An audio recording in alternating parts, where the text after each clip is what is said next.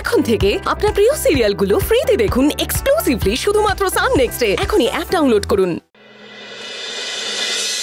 এখন কিন্তু আর কথা হবে না, এবারে ন্যাড়া পোড়ার ব্যবস্থাটা করা হোক।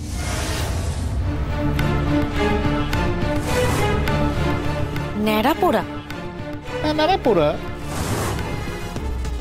বাবা, আমাদের বাড়িতে তো এর আগে কখনো কোনোদিন ন্যাড়া পোড়া হয়নি, তাই না? বৌমা, আমাদের বাড়িতে কোশমিনকালে অনেক কিছু হয়নি। প্রতীক, যত এই বাড়িতে যত আবর্জনা আছে, যত জঞ্জাল আছে, সেটা একটু বাগানে জড়ো কর।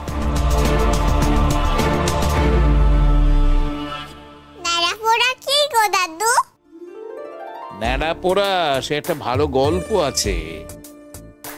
গল্প? হ্যাঁ, বলো না কি গল্প? এক রাজা ছিল, তার নাম হচ্ছে হিরণ্যকশিপু। সে নিজেকে খুব শক্তিমান মনে করত। সে ভাবত যে সে দেবতাদের থেকেও বেশি শক্তিমান।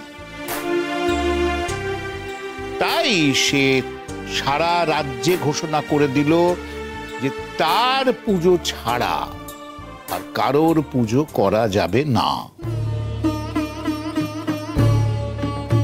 কিন্তু তার ছেলে প্রহ্লাদ, সে তো নারায়ণ ভক্ত, সে তো বাবার কথা শোনে না। সে শুদ্ধ নারায়ণকে ডাকে। হিরণ্যকশিপুর সেটা সহ্য হলো না।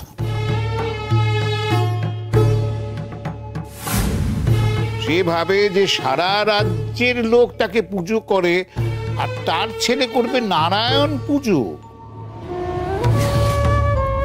না না, এটা ঠিক না। তাই সে ঠিক করলো ছেলেকে শেষ করে দেবে।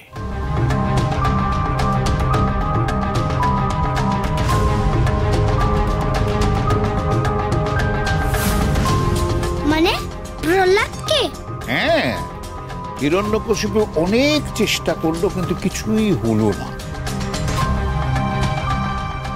হিরণ্যকশিপুর এক বোন ছিল, হোলিকা রাক্ষসী। তার উপর বর ছিল যে সে কোনোদিন আগুনে পুড়বে না।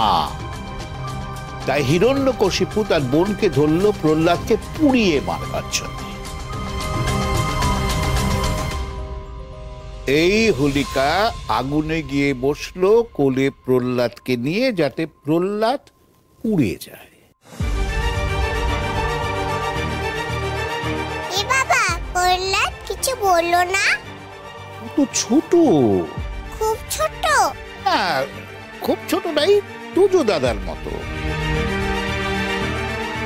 আর ও তো ঠাকুরে বিশ্বাস করত, তাই মনে প্রাণে সে নারায়ণকে ডাকতে লাগলো। তারপরে কি হলো? কি আবার হবে, নারায়ণ ঠিক প্রহ্লাদকে বাঁচিয়ে দিল। আর হোলিকা আগুনে পুড়ল। ওর যে বর ছিল বললে, তাহলে পুড়লো কি করে?